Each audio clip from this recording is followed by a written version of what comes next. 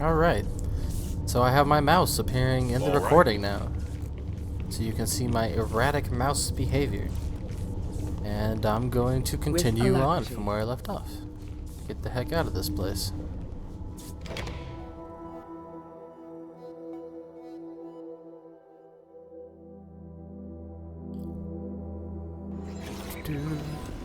I need to talk to you. You could have talked to me a second ago while we were in the room, but okay. This is the reef of fallen worlds, kid. It's a dangerous place at the best of times. And with you lighting up the sky as you fell, well, we should get out of here as soon as possible.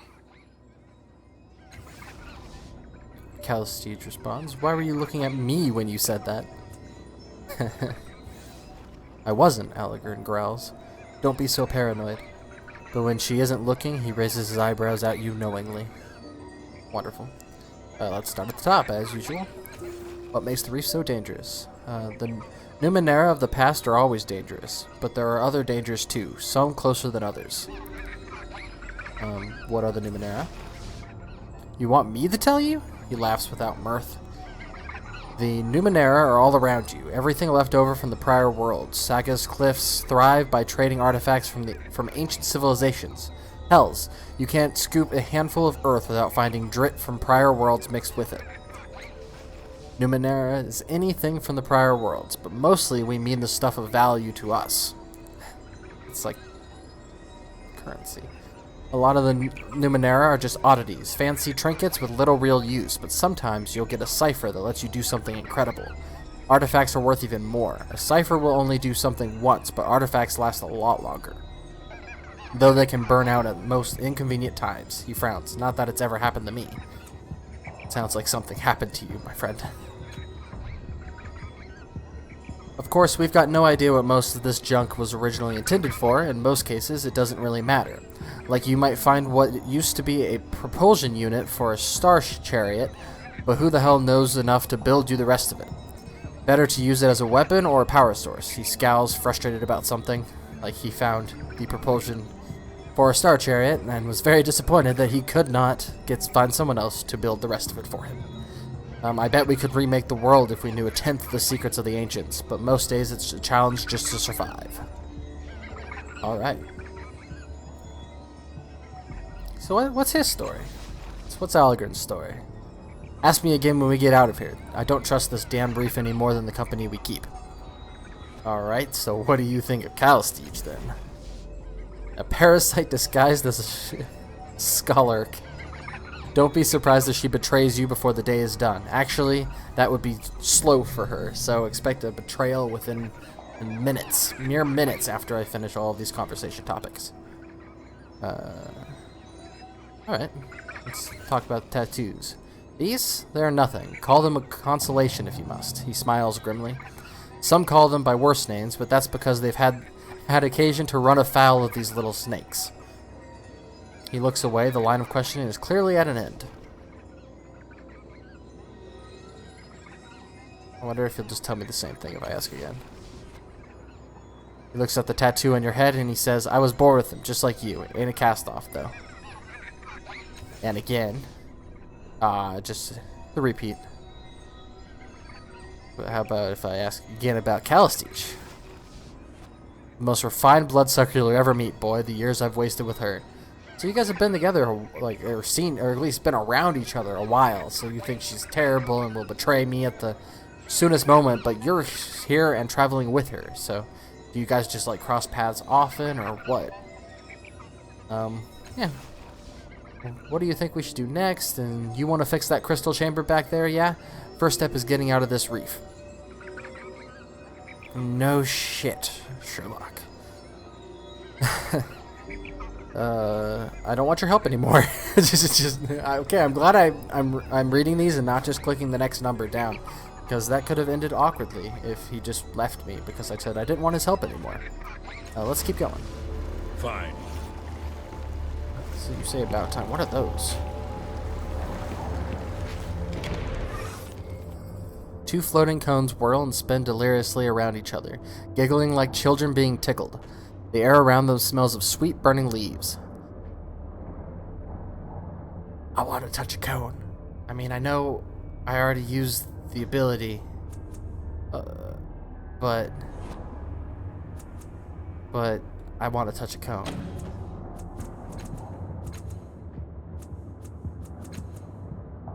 I think I could just do it. I think I'm just gonna do it normal. Looks like I succeeded. Success! You managed to graze one of them with the tip of your finger. Rorn, a voice says, and your vision is stolen from you. A moon hangs over you, but it's not the one you recognize. It's black and in pearl white sky. Thick, flat asteroids orbit it like petals in the wind. You feel questioning tendrils at your ankle, and the hot wind on your face smells of scorched hair and grief. I gain 2 XP. Your vision returns, the cones hang motionless for only a second before resuming their giggling dance.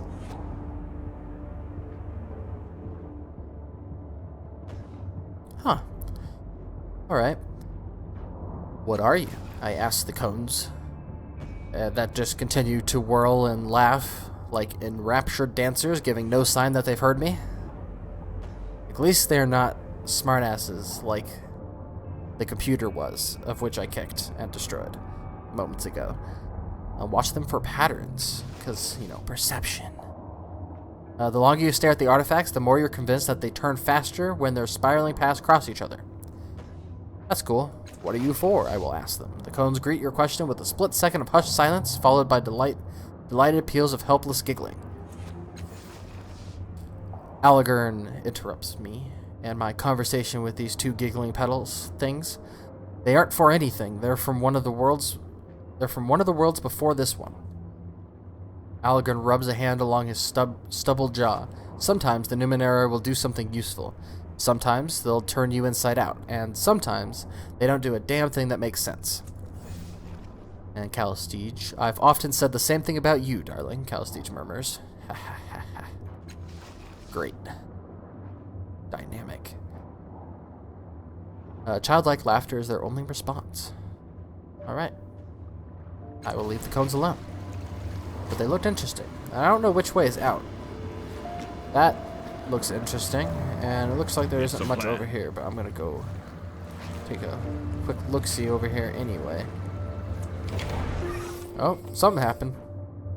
A tangled cluster of metallic tendrils grows from the depths of the nearby water. Strangely, they resembled clawed alien hands, most of which have 7 or 8 fingers. Creepy. I don't want to break off one of the hands at the moment. Let's examine it. Perception. Ha ha! You try to lean around the nearest palm and notice that it innocently moves with you, as if guided by a wind that's not there. You feint right and go left instead, just in time to see what the hand was trying to hide. One of the lower hands is passing a small silvery object, a seed pod, to another. Oh, I'm trying to grab that. Oh boy. Oh yeah, that's worth a thing. I want to know what that is. 100%. Let's do this. You found a cipher. Ciphers are Numenera objects that can trigger a powerful effect, but can only be used once. Ciphers and your cipher limit score are displayed in a special section of the inventory screen. Take care not to accumulate more ciphers than your cipher limit, or you will experience unpleasant side effects. I wonder what unpleasant side effects I will experience. You wait for an opening, then snatch the pod as it passes from one hand to another. Immediately, a wave of outrage washes over you from the cluster's direction. It seems they are mad at me for taking their thing, but I gained a steel seed pod. It appears you've made an enemy. Congratulations, dear. I hope the enemy doesn't come back to haunt me later, which I'm sure it will. But that's okay. Maybe I just won't use their cluster unless, or their cipher unless absolutely necessary. Maybe I can just give it back. I don't really want to break off one of the hands though. I feel like that's pointless. Let's examine it again and see what it does now. The hands sway softly, but their movements are difficult to follow. Watching them for too long makes you feel nauseous. Apart from the hands themselves, you don't notice anything of interest in the cluster. I will walk away. Fine. I don't want to smash the things. That feels unnecessary considering I just stole something from them. Now there is these things hopping around, which I can't react with. That thing up there with a light bridge, or just like a normal bridge right here. All right, I think I'm gonna I wanna go. Yes. I wanna go check this thing out. It's spazzing. I feel like this is one of those games where it encourages me to check everything out, but it's also gonna punish me for checking out and interacting with fucking everything. So, although this cube hovers in the air, you can feel the ground shudder with its vibrations. Without doubt. What's over here? What's that? That looks like a gun. Oh, look, random people. I'm sure they're nice, friendly people.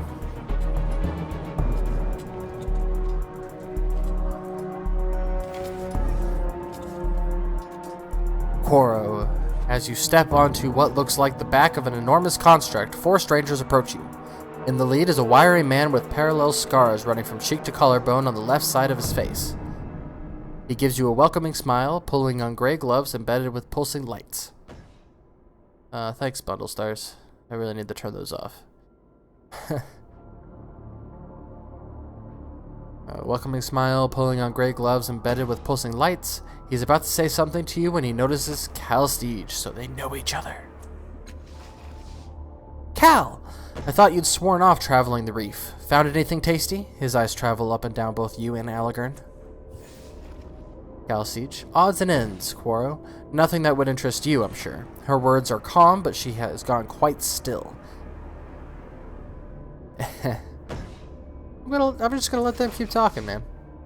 His hand curls into a fist at his side. I was wondering, specifically, if you had seen a falling star that landed near here not long ago.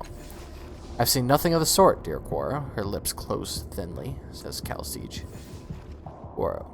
What about your friends? He turns to you. I know most of the draft that scavenges the reef these days. It's a rare pleasure to see a new face.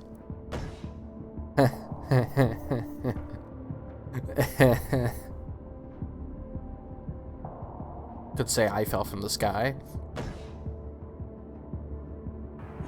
Deception. I do have the trait, and I feel like I should use it. But we'll see how it goes. You know, I am going to use it.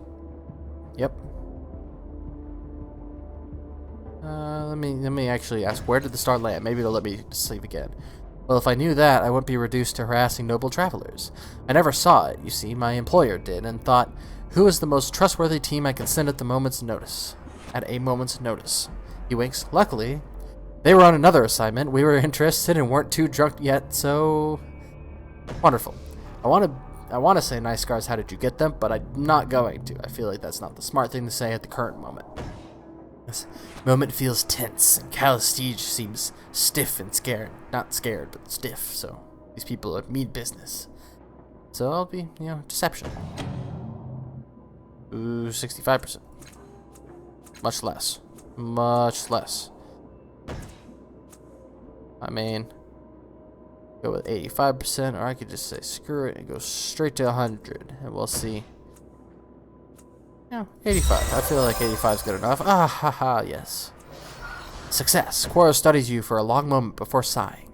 Alright, he says. Well, do let us know if you spot anything of interest. I'd like to say we'd pay for the privilege, but if we were rich, we wouldn't be down here, would we? I gained 25 XP. Have a good one, folks. Catch you later. Nice thinking, kid. That would have been a fiasco. You figured out why they were here, right?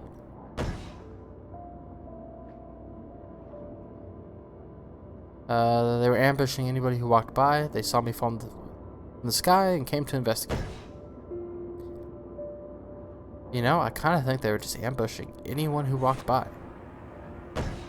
I mean, he's going to think Cal Steege told him about us, but I don't think she did, because she went rigid with them being there. So, I'll go with that. Oh, sure. And they just had that ambush ready to go at the same time as we were leaving. No, kid. Cal Steege sold us out. Excuse me? Are you suggesting I had something to do with the Quoro's plan? With the Quoro? I just made him sound a lot, like, more sure of himself that he probably already even is. Like, he's probably already sure of himself, but if his name was, instead of just Quoro showing up on the screen, it was the Quoro, I feel like he would be of more prominence and scarier. Possibly. But excuse me, are you suggesting I had something to do with Quoro's plans? Actually, no, I'm not. He is, but I'm not. Allegern, are you suggesting you didn't?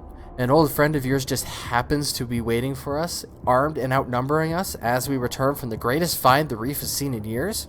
It's too convenient for me. Too convenient by far. Calstage, of all the idiotic paranoid delusions, you really believe this, don't you?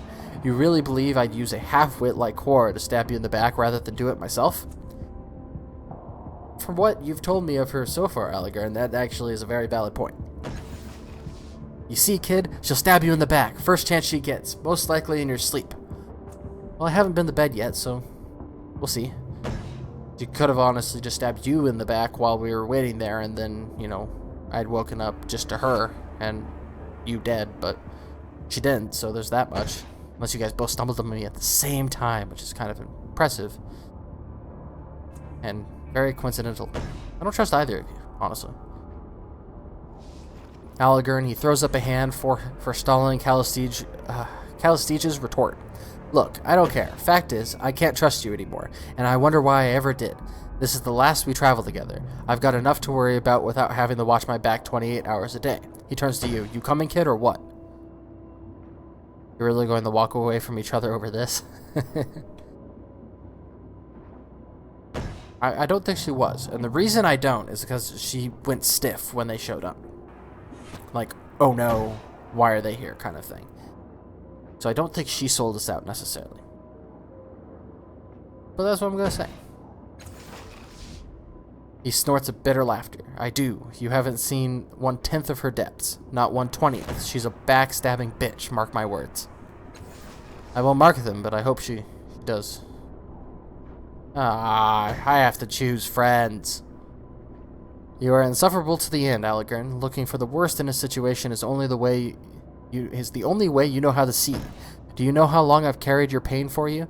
How much I've had to turn away from your judgmental stares? But you're right, I've had enough. She turns to you. Child, I'm happy to guide you, but I will not walk another step with this paranoid buffoon. Finally, something we agree on, he growls. Kid, she'll chop off your head and spit down your throat. I'll get you where you need to go and let you sleep at night to boot. It's up to you. Let's work it out, guys. She burst out laughing. I'm so sad. My dear boy, we have been working it out. Alligar's petulance, his obstinacy in the face of fact, drive me away every day. He might be strong, but he's also thick. I dare you to try traveling with him and see how long you endure. Not as long as I have, I'll wager. His face darkens under her accusations, but he manages a pained smile. As if you're doing me a favor by staying with me? Do you think I don't see your true self in all those echoes around you? That's you, Callistage, every facet of it. Your vivisectionist's heart hasn't changed, just the way you present it. I thought I could help you, but... Oh my god. I don't know. Like, I mean, if we're thinking on a, game battle standpoint, I feel like it'd be more useful to have Alligar with me, because, well, he's probably tough. But I also feel like he isn't actually that bright. It's kind of that stereotype almost. Whereas Callistage, I do believe she would stab me in the back. She hasn't said anything, but she's also been overly polite in a way to me. And that's weird. So I'm thinking, and it's like I don't want to travel alone because I don't know, I feel like that won't be as interesting.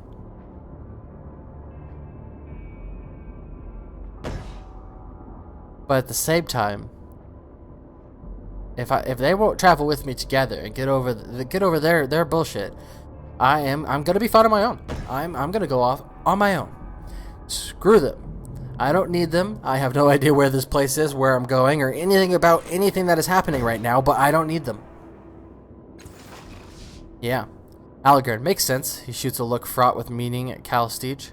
If you change your mind, you can find me in the underbelly. I travel around, but I'll keep an ear to the ground for you.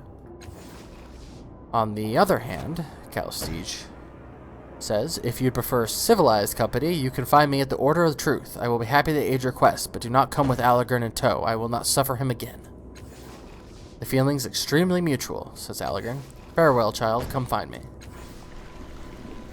Alright, fuck off, guys. Yeah. You can continue on the city of Saga's Cliffs to reach the city, cross the bridge of the north end platform. Yes. I could do that, or I can run down here and see what I missed over here, which is probably some sort of battle and thing that would have been nice to have everybody with me, but alas.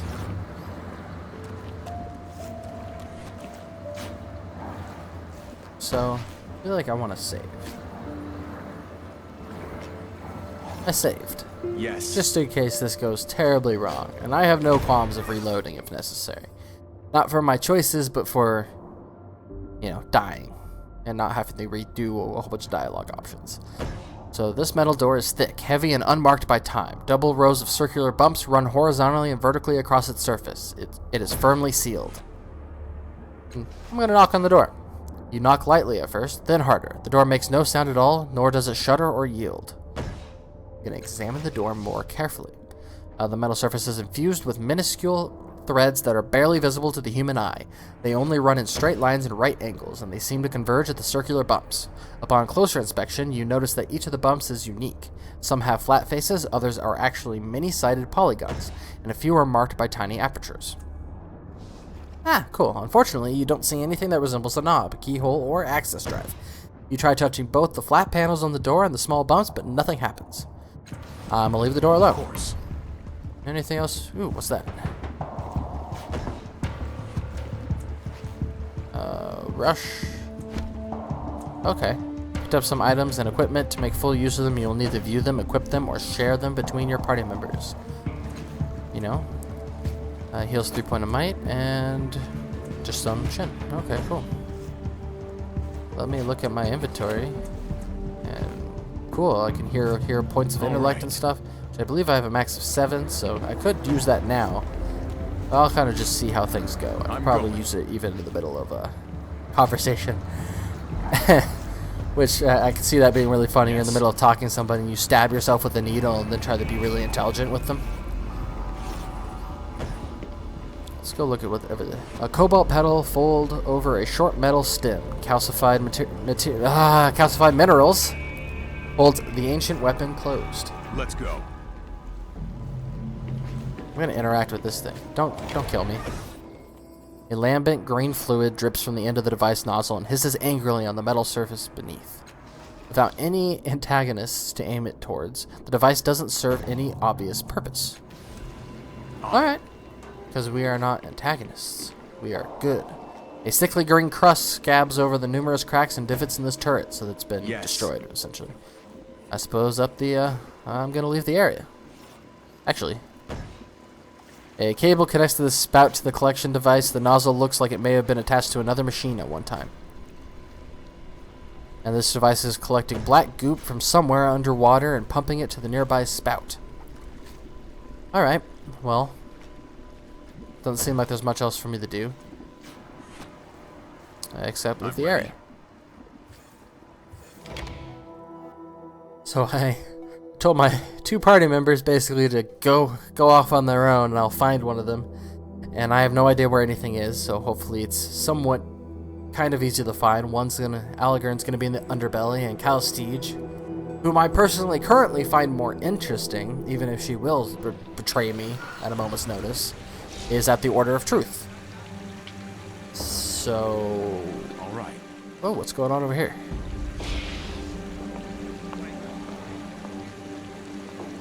Hideous sight, and yet I cannot look away. Oh, we shall live in the bones of Behemoth, buried in a lake of flame. Ian the Overseer. A stout, middle-aged man stands atop the execution platform. He wears the... What is that up there? He wears the badge of a city official, and a fringe of dreadlocks hangs down to his shoulders from his otherwise bald pate. He gives you a disinterested look as you approach. Please stay back with the others. What's going on here? He casts a brief glance over his shoulder toward Riss. The prisoner, Riss of Flatwater, is being publicly executed as a warning to all who would flout the laws of Saga's Cliffs. What's his crime? Treason. He sold state secrets to the enemies of Saga's Cliffs. Tell me again. Selling state secrets. Okay, well. How does the execution work? He sighs. Another rustic. It's very simple, sir. Our nanos induce him into a hallucinogenic state. In this state, he experiences visions, nightmares, really. He speaks of the things he sees, and his words become flesh as they leave his mouth. We shape the flesh into a human-like form, the death you see beside him. He gestures toward the hideous figure, which looks to be made of rotting viscera. As more strands escape his mouth, his death wraps them around him, and they slowly crush the life out of him. Oh, that is brutal. Once the condemned is dead, the devourer of wrongs will eat his corpse. Thus is justice upheld in Saga's cliffs. He raises his chin proud. Well. Why does the devourer of wrongs eat criminals? He smiles grim. He is of the Dindra O'Her, who can suck the memories of the dead from their marrow. In those memories is not only the proof that the condemned were guilty, but also the names of their compatriots and other associates. Many an accomplice has been found out in the belly of the devourer. Tell me... Okay. Who are you? He bows slightly. I am Yeen, overseer of capital punishment, charged by the council with the organizing public executions and making sure they run smoothly. Farewell. I'm gonna run up and talk to Riss, because it won't let me. Hey dude, I just wanna talk to you, man. I just wanna kinda talk to you. Can I yell at you? No? Okay. I'm ready. Looks like we buy and sell used memories here. Used memories. Best migraines in the city, right here. Free samples, friend. Yes. You're giving me a migraine now. Let's just go. Sealed jars of air. Ooh, I need some sealed jars of air. It's not letting me purchase these objects. Out of stock right now, but pre-orders are available. Yes.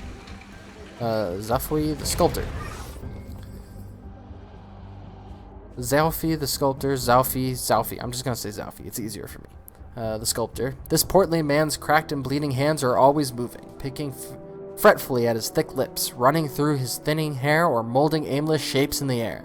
His clothes are marked with paint, dust, dried blood, and clay. His eyes brim with frustrated tears as he studies the strangely familiar sculptures arrayed around him.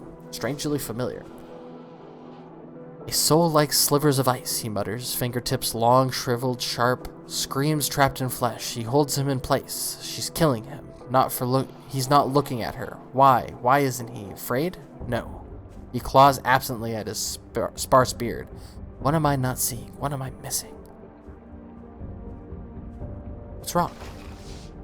Everything, he says without a moment's pause, effortlessly drawing you into his self-directed tirade. Every detail is almost right, which means everything is wrong. Because if it's not perfect, then it's all wrong. Man, artists. I am Zalfi, stone carver, sculptor, divine painter of living eyes, and in this challenge, my greatest work, my talent has finally abandoned me. He sweeps his scornful hand at the sculptures. Behold my art, wanderer. Witness these dull stumps, these crude replicas of a sublime being. What is it you think I've made? Anamnesis? Try to recall why the sculptures look so familiar. Yeah, screw it, man. I want to know. I want to know why they look familiar. I bet they're me, actually. Oh, ho, ho, ho. Okay, you stare at the sculptures. Your memories flow into its sweeping curves, teasing you with what you've seen in your short life and beyond. Yes, the towering thing that is the true form of the creature that pursues you. Zalfi has sculpted the sorrow.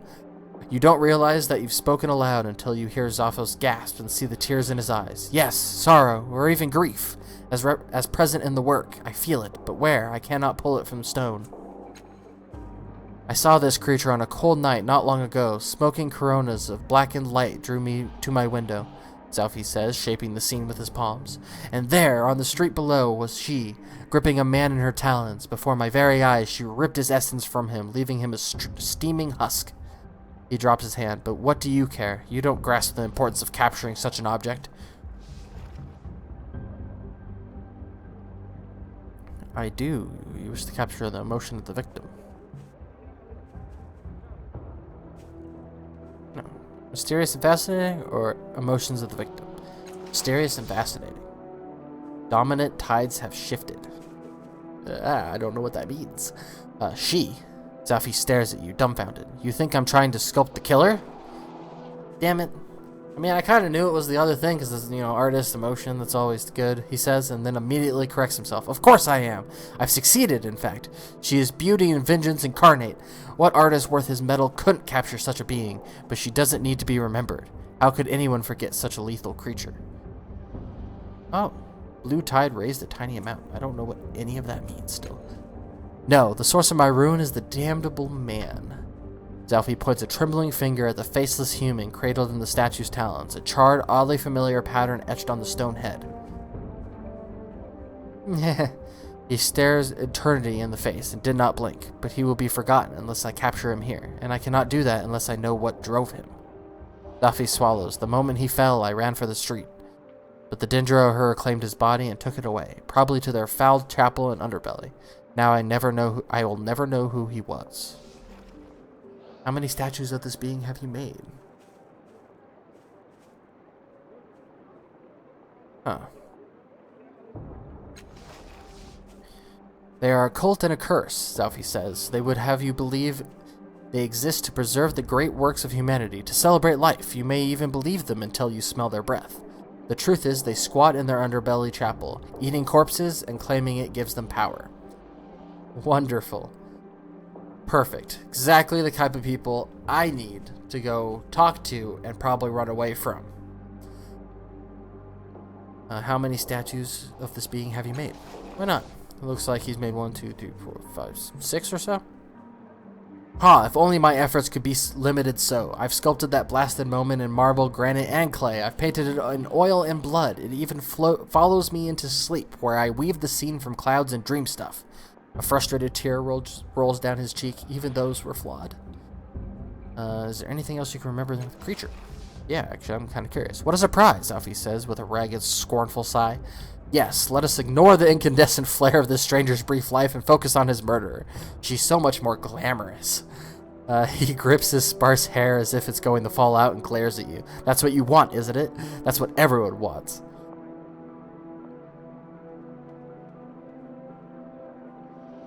I want to see the moment fully. Okay. I feel like that's... Oh, of course, Zalfie says, a flattered blush rising on his cheeks as he directs your attention to his work. I captured her as I saw her, perfectly. See the dexterous, overlong fingers? The flesh formed a shrieking prey, but there was more to that moment than even I could capture here. Red tide rises. The tide stuff is actually bothering me.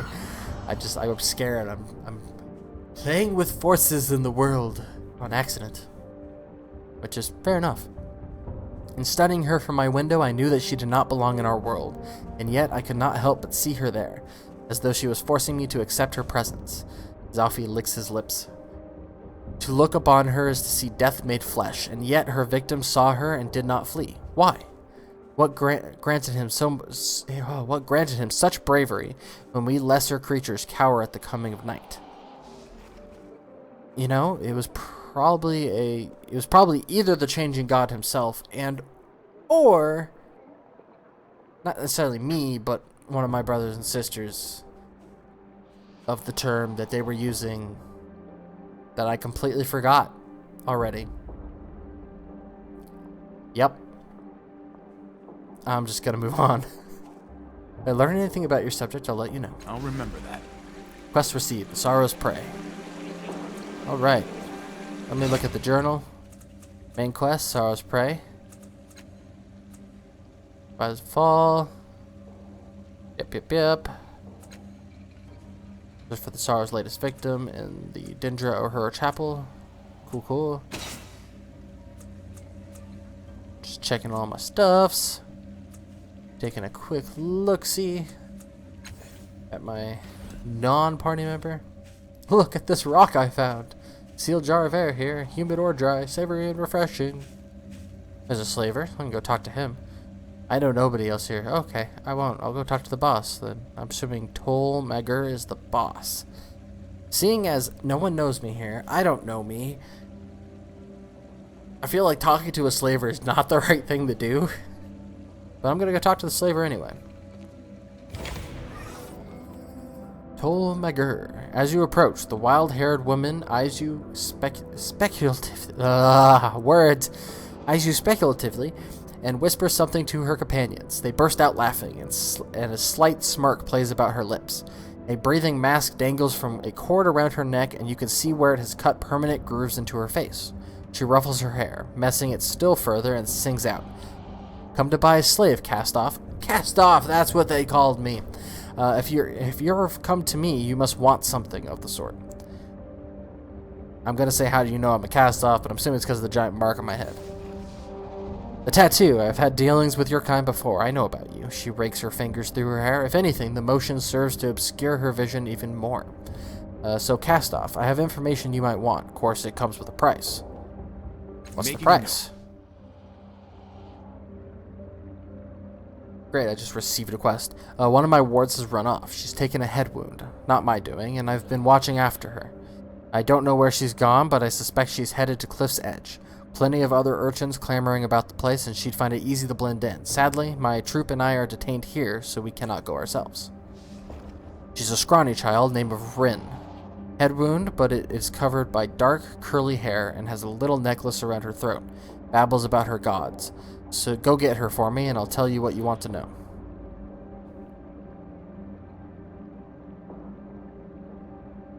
We'll see. Yes.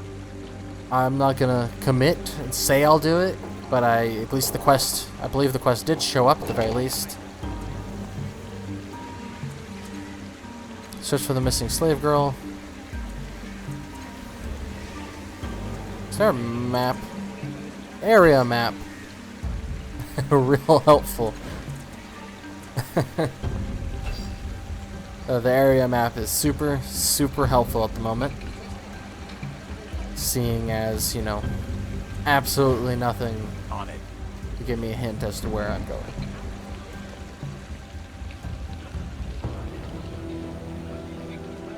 Fine. Alright, I wonder if I can watch this whole thing play out, or if there's something else I can do over here with this whole execution thing.